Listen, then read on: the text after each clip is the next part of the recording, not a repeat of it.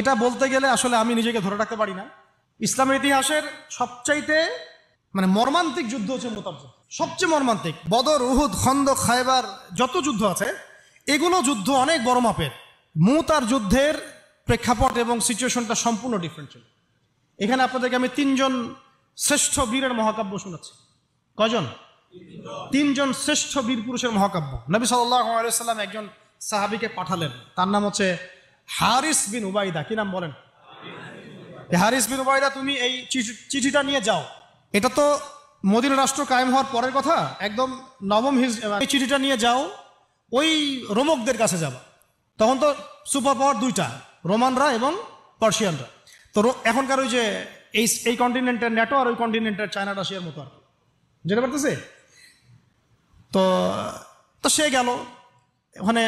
সুরাহবিল আল গাসানি একজন শাসক ছিলেন ওইখানকার সিরিয়ার। তো সে ওই চিঠিটা দেখে বলতেছে যে আচ্ছা ঠিক আছে, বসো, দেখি কি করা যায়। চিঠিতে লিখা আছে ইসলাম কবুল করেন, আল্লাহ পাক শান্তি বর্ষণ করবেন, আসলিম তাসলিম। ওই যে নবী সাল্লাল্লাহু আলাইহি ওয়াসাল্লাম চিঠি আছে না একটা রাষ্ট্রপ্রধানদের কাছে, তো সে চিঠি পড়ে উদ্ধত আচরণ। আমি এখানকার আমির, আমাকে ওই মক্কার মেষপালকরা চিঠি পাঠায়, ভাবতে এরকম। তো কে চিঠি নিয়ে আসছে? যে হারিস বিন উবাইদা। আচ্ছা, ওকে বসাও। হারিস বিন উবাইদা রাদিয়াল্লাহু আনহুকে রাষ্ট্রদূত, কিন্তু তিনি রাষ্ট্রদূতকে তারা নির্মমভাবে প্রতিশোধ নেওয়ার জন্য নবী সাল্লাল্লাহু আলাইহি ওয়াসাল্লাম 3000 বাহিনীর একটা জিহাদি কাফেলা তৈরি করলেন।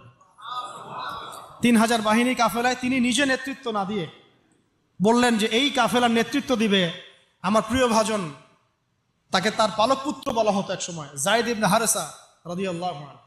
কোন যায়েদ? তায়েফের সফরের সঙ্গী, তায়েফের সফরের একজন সাহাবী তার সাথে ছিলেন, তার নাম যায়েদ ইবনে হারেসা। যখন তায়েফবাসী নবীজিকে মারছিলেন, যায়েদ ইবনে হারেসা রাদিয়াল্লাহু আনহু তার বুক দিয়ে নবীকে জড়ায় ধরেছিলেন যে আমার গায়ে আঘাত লাগুক, তার গায়ে না লাগুক। এই সাহাবী যায়েদ ইবনে হারেসা রাদিয়াল্লাহু, তাকে পতাকা দিয়ে বললেন এই মুতার যুদ্ধের আমির হচ্ছে যায়েদ ইবনে হারেসা। যদি যায়েদ ইবনে হারেসা শহীদ হয় তাহলে পতাকা বহন করবে জাফর ইবনে আবি তালেব।